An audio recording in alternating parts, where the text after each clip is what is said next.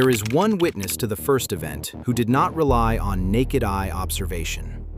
Mitch Stanley, a 21-year-old amateur astronomer living in Scottsdale, was outside that night with a 10-inch Dobsonian telescope.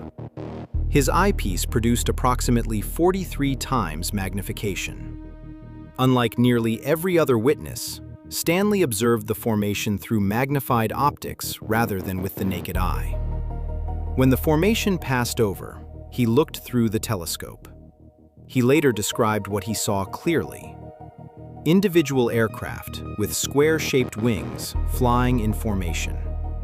He told his mother, who was standing beside him, what he was seeing. He said, "Planes. There's no way I could have mistaken that." Stanley's observation is the only direct optical evidence, produced through magnified optics, that is consistent with the aircraft formation explanation for the first event. It is a significant data point. It is also a single data point. Against it sits a different category of evidence: the testimony of hundreds of witnesses who described not separate lights, but a single structured object, a solid mass, moving silently, blocking out stars. Several witnesses, including Tim Lay and his family, described a structured object in consistent terms across their account. Several Phoenix police officers later reported seeing what they described as a large, dark, triangular object with lights at its points and no audible sound.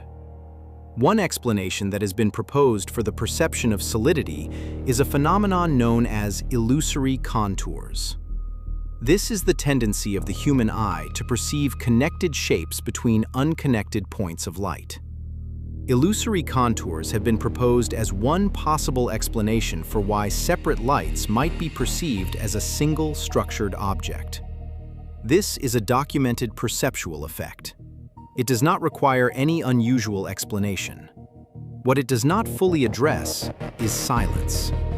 If the aircraft were at high altitude, the lack of sound becomes less surprising.